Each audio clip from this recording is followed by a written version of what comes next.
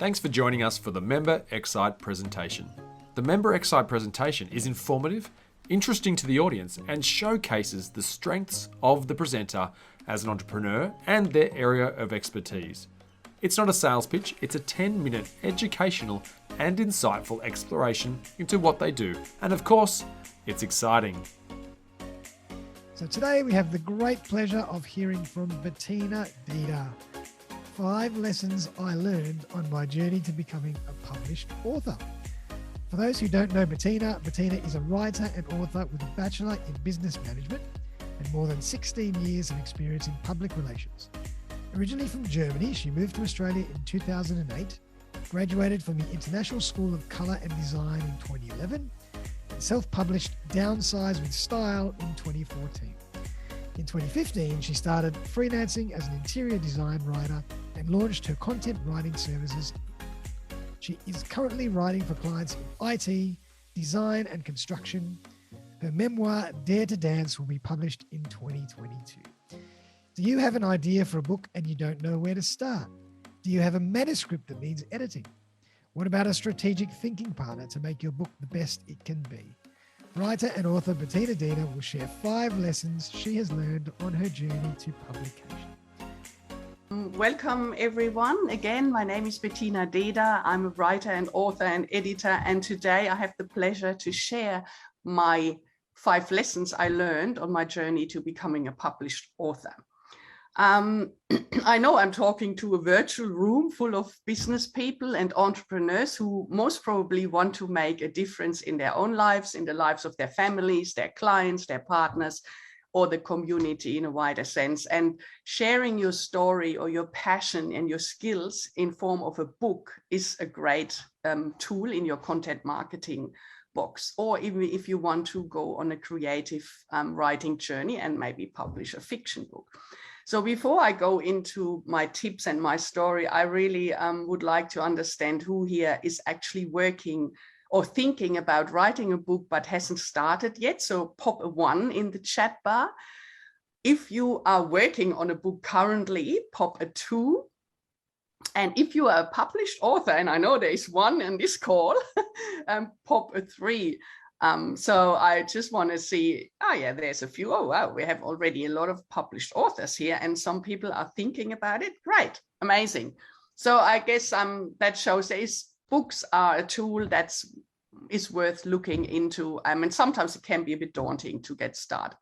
So I thought the best way is to share my own story and my tips along the way. And my creative writing journey started back in 2014 when I came across a red book called Memento, and it was literally a diary style book with 130 questions about your life. And I was kind of intrigued and started filling it out. And on this journey, I realized how many gaps I had in my knowledge about my family history, my parents, my grandparents, etc. And I was sort of curious, and I thought I want to know more about that, and started and write about my life. So in 2015, I made it as a New Year resolution to write about my life. And then I thought, okay, how do I get started? I had never done a long form creative writing project and had no idea how to actually get started. So I decided I'd do a course, and I signed up for a live writing class at the Australian Writers Centre here in Sydney. And this was the best decision ever, because I thought it's good to have a solid foundation and to hear from someone who knows what they are doing. And so anyway, that would be my first tip. If you want to embark on a long form writing project and get a manuscript together in a decent time frame, seek professional help. So what this course actually did was it helped me to get from 0 to 75,000 words in 10 months, which is quite a good achievement. So I had a first draft within a year, basically. And apart from writing courses, there's obviously the opportunity to hire a writing coach or even a ghostwriter if you think writing is not your thing at all. Going back to that course, one of the first things that the teacher basically told us was to get into a daily writing habit. because we all know, and science has proven that establishing routines or habits is the best lever to get anything done. So she suggested either having a time goal or a word count goal. So for example, saying I'm writing every day for 1 hour, or I'm writing every day 500 words or 1,000 words. I chose the time goal, and because I had a full day like everyone else, I guess, I thought, where can I carve out a time for writing? And I decided to get up an hour earlier. And so I got up at 5 instead at 6 a.m. and just wrote every morning. And the point here is not, because sometimes I sat there and just looked at my screen and wrote 3 words. Other days I wrote 500 words. So the point really is to get into the habit of starting something, this daily routine, so that you train your brain to get onto, onto your project. And if one of you have read Atomic Habits, this book, I highly recommend it. And I think James Clear is the author. He talks about this as well, starting with even just sitting down and getting into the habit. So that was my tip number 2, establish a daily writing habit and routine. So in that writing course, what then happened, I met a lovely group of people, and we formed a life writing group, a memoir writing group. We all were memoir writers in that class. And this group is still working and operating, so to speak, 7 years later. And this leads to my next lesson I've learned: surround yourself with like-minded people. Because if you embark on a writing project, like a creative or non-fiction or non-fiction project, it's really important to be with people who know what you are talking about. Because I guess people who have never written anything, they don't know what struggles writers go through when they work on bigger projects.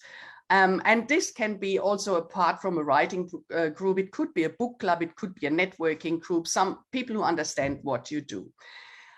So then basically over the past years, the manuscript took on several forms. I kept writing, I kept editing, I kept ditching stuff, changing, my life changed. And the final version really only started to emerge at the end of 2016 after a life-changing experience I had.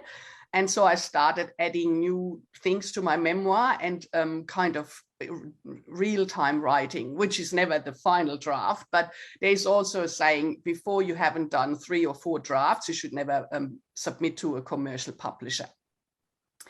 And then in all those years, there were times when I didn't write at all. So for example, in 2018, I discovered ballroom dancing, which is today my greatest passion. And I spent a lot of time in dance schools and on the dance floor and dance competitions. And so my writing drifted in the background. 2019, for example, I didn't write 1 word. It was just in the drawer. And I thought, oh my God, whoever is going to read this, is ever any publisher going to be interested in my book? And I just, you have all these doubts and this voice that constantly talks to you, it's not good enough and no one cares. So I just thought, oh my God, I just put it in the drawer and hope it will come out one day. And in these times, and that leads to my next tip number 4, or lesson number 4, it's really important to strengthen your mindset and work on your personal development. And I've learned, this is something I learned in my online business that I also have with Arbon, that you need 3 things to be successful in any endeavor, actually. It's a belief, attitude, and commitment. So belief, first and foremost, in yourself, that you can do it, and don't listen to this voice in your head and to all the naysayers and people who have no idea what you are doing. Just work on your mindset and believe that you can do it. And then attitude, show up with an attitude of gratitude every day and get back onto your writing project. Just knowing it will form at some point, and it will work out. And then commitment, again, 100% commitment is required, I guess, to be successful in anything. If you're only committed like 10% to getting that book out, it most probably will never happen. And then this time when the manuscript came back out of the drawer, it happened actually in 2020. I was the 4th of January. It was very hot here in Sydney. I remember that. I went to the cinema, ended up in that movie, Little Women. And the last scene in that movie was that girl holding her book in her hand. And I know I heard this voice in the cinema. I said, that's it. This year you have to go back to your writing project. I went home, got the manuscript out of the drawer, called my writing group, which I had neglected in the year before. And I said, guys, I need you to keep me accountable. I want to jump back on. And I started writing about my dancing. A month later, I got an email from a publisher for a submissions for international writing competition called A Moment That Changed My Life. And I thought, perfect, chapter 1 of my memoir, I sent that in, I submitted it and forgot about it. And another month later, I got another email from a publisher who offered a 3-month mentorship program for authors with completed manuscripts who would like some feedback. I thought, that's me. I signed up for that thing, and it was COVID anyway. I thought something to do in lockdown. And I worked through my manuscript with that publisher. I got really great feedback. And so that was basically 2020. And then last year, I made the decision, okay, this is my last attempt. I pitched to 10 publishers by the end of June 2021. I found 8 who were accepting unsolicited memoir manuscripts, and I pitched to them. And then I don't know if someone has worked with commercial publishers, it's a very, you have to be very patient. And from some of them, I even haven't heard back today. But I got rejections, and then I heard nothing, and I thought, oh my God, I put it out to the universe. If that is not working, I need to self-publish. And then something else happened. In August, I basically put out, in the meantime, what had happened I got informed by this other publisher with the writing competition that my story was actually chosen to be included in an anthology with 100 stories they chose from the competition. It's called The Turning Point and was published last year. So that was already a great start. At least one chapter of my memoir was published. Now I needed to find another, publisher for the whole thing. And I posted about this writing competition on my Facebook page. And I got a comment from a dancer friend of mine who I only met in another studio. I didn't know him very well. And he said, do you need another introduction to a publisher? And I said, what? Why not? It doesn't really matter. Another one. And he introduced me to another friend of his who is also a dancer. So interesting. And who is also a publisher. And turns out the guy is not only a dancer, he's also German. And his company is based in Munich, in Germany. And he said, yeah, send me your submission. I'll have a look. And I sent him my stuff, and I thought, oh, well, this is not, probably not going to happen here. And then in literally 2 weeks after the Turning Point was published, I get an email from this publisher saying, oh, we have good news. We want to publish your memoir. And I couldn't believe it. And it's a long story. And basically the end of it is that my book is coming out in 4 weeks in April. It's called Dare to Dance, and hopefully today I'm getting the final cover design. I will post that on BX. And and this leads me to number 5, my lesson: surrender to life and just be open to the opportunities that come your way, because sometimes you don't know from which corner they come from. Anyway, that's it from me. I hope it was helpful. And if you want to know more or whatever, just message me and contact me via BX. Thank you.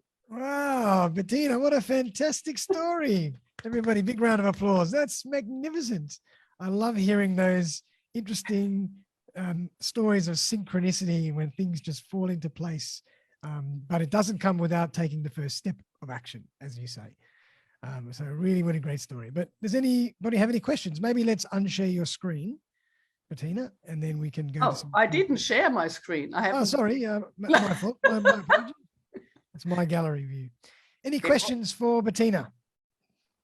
Any budding writers out there that are looking to learn more about how to get started? Well, I've got one, Bettina. If you want to write a book, how much planning and structure in terms of, the outline of the book should you put in place before you start, or how much can you just leave to natural flow? That's a good question, Darren. I guess it's a bit of both. There's this in the fiction writing world. There's these two camps of people. Some are the plotters, and some are the ones who just go with the flow. Yeah. But I guess for a business book, for example, like my memoir was a creative nonfiction project, and it's a bit like this. Going with the heat, we always say in the writing world. Sometimes you write stuff, you don't know where it goes, but you write it and you park it somewhere. Yeah. And that's fine. And I guess memoir writing is very much, depends what you're writing about. I guess that's a bit more the going with the flow thing. But let's go back to a business book. I think it's very important that you have a bit of a structure in place before you start. What do you want to achieve with that book? Who's your target audience? So you I always, with my clients, I map it out, either on the old butcher paper or even online. There's all these tools you have, and really think about what are my ideas, the topics, which ideas go under which chapter. And I think this is easier for people to handle because business books often can be written in a shorter time frame. If you know where you're going and you have your writing habit, you just go there and bang out the content, and then it's a matter of editing it and getting it in the final version. So this book, for example, it took the author about 6 months to write. So he had these, he was not very consistent every day, but he had these attacks where he would write the whole weekend and stuff like that. But it's, okay, it is, you have to stick with it in that sense, yeah. And what about ghost writing? What's your view on getting someone else to ghost write it for you? Well, that is obviously, some people have great stories to tell, but they just can't write. They don't want to do it. It's not their thing, whatever. Then I guess it's a good idea to do it. For a ghostwriter, I haven't never done a ghostwriting project for a whole book. I guess it's a very, I do it literally for blogs for other people where I interview them and write for them. But it's very important for a book that you really interview the author a lot, that you get to know him, her, and learn about them, what they are about, how they talk, how their voice is. It's I guess it's not an easy project, for a writer to do, but for the author, it's a great thing because, as I said, I think everyone has an amazing story to share. Some people just can't get it out. They don't know how to do it. Yeah. And maybe even a collaboration might be good because you can kind of work together in a way. Yeah. Okay, love it.